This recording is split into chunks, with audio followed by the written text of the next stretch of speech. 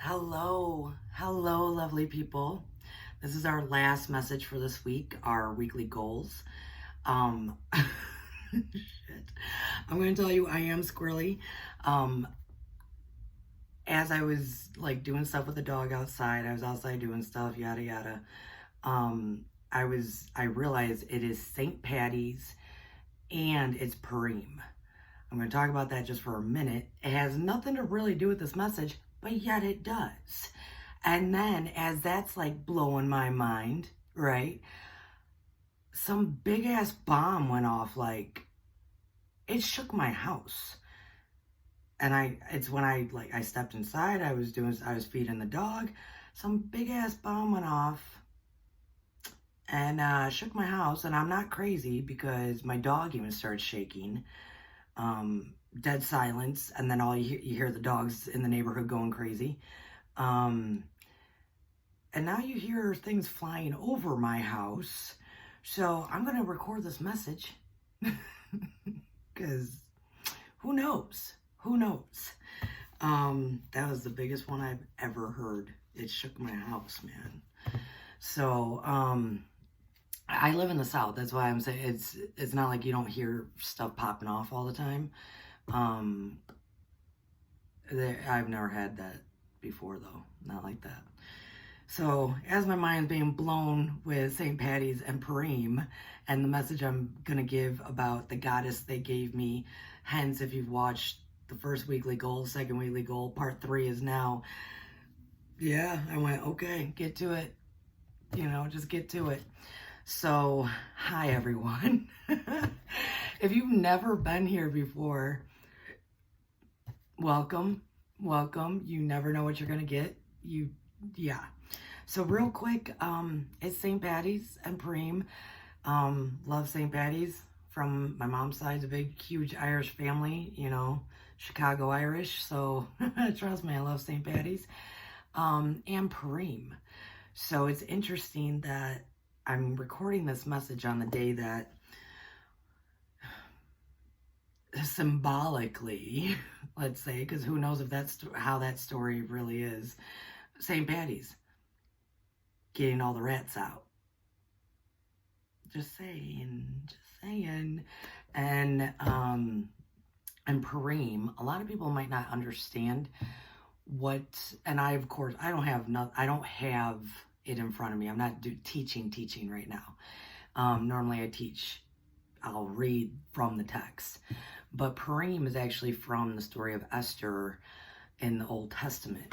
And Purim is actually really important. It's such a big day because in essence what it represents is when all things and all signs, all letters, really, all information that is being put out there, Old Testament, might be different kind of information that's being put out now, is looking one way. Kind of back when we were talking about part 1 of the weekly goals, like nothing's linear. If everything, and change your perception, Purim is that. If everything was looking one way, that basically, kind of again, the Israelites were just going to be wiped out. This is footnotes. This is like not even footnotes. This is just, and so everything's looking that way. The letter exchanges, the this, the that, not knowing who Esther was and how she was going to basically save the Jews again, through all the actions that she took, that she did, cause and effect. And it's a symbol, it's a story that symbolizes when everything is looking one way. We don't know that God above is moving and shaking and is about to flip that story completely. Flip it 180. Just completely flip that script. That's what Purim means. That is the essence of that story.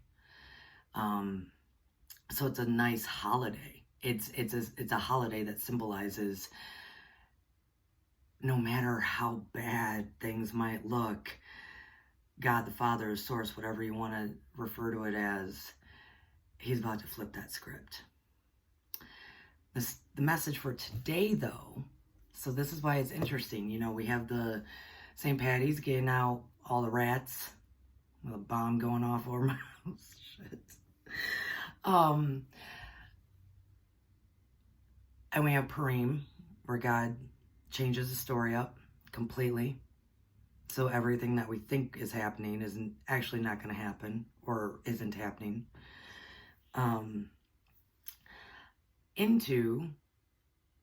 They gave me another goddess. They gave me Demeter and the word energy. So even, it was much easier than Artemis and Corkscrew, much easier to kind of wrap my head around. I went Demeter, okay. Like, I knew she was the goddess of grain and agriculture, and I'm thinking, okay, and it's the spring equinox. We got to plant our seeds and energy. Like, it was easier to put the pieces together, right? I did not know she is a bad mama jamma goddess. She is, and everything I read and like maybe watched or whatever, they all said the same thing. We don't give her the credit that she's due. And so I had to check myself. She is, because when you think of grain, when you think of harvest, when you think of vegetation, all of it, that is our sustenance. That's how we live. She is that. She is the fertility of humanity, as some were calling it, because if we don't have that, we don't live. If we aren't planting our seeds, if we are not growing our gardens, we don't live. There's a whole lot in her story too. I mean, towards the fall and the harvest season, there's a big festival for her. Men are not even allowed. This is a straight up feminine thing going on. This is only women. And all these stories around her was like, wow.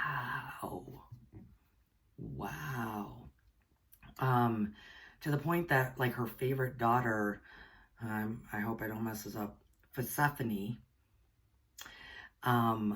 who we all kind of know that name too, because she was the wife of Hades. Like, that's because he wanted her. He basically kidnapped her with the help of some other gods.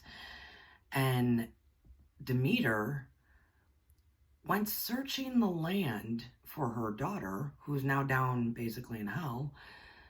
And because she didn't attend to her crops, didn't attend to the grain, didn't tend to this, everything started dying. Everything. To the point that Zeus had to get involved and was like, okay, I'm going to get her back for you, because you have to go back to work, because everything's going to die. And during that time, it was also kind of represented as like that was winter. Like, we get the seasons from her as well. And that's really the message of today. We're going to talk about energy though too. We all have seasons. We all have seasons. And one of the greatest things really that happened over the course of the past couple of years is that we all kind of got on the same page. Those that are listening definitely are on the same page, right? We all kind of got on the same page as far as the seasons of our lives in a lot of ways. And yes, some are older, some are younger, some are this, but it brought us together collectively, and we're all going through the same seasons because we all experience the same energies. If we know it, if we don't know it. I was with my husband today driving after work, and people were nuts. People were nuts on the road.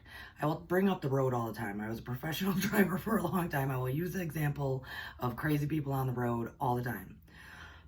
But I'm talking to my husband. I said, babe, you got to understand, we know what's happening with energies right now.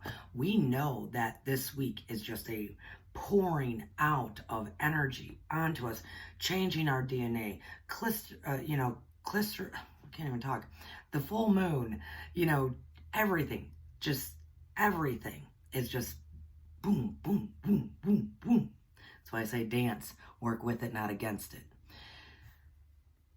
And I said, but a lot of these people, babe, they're experiencing the same energy and they don't know what's going on.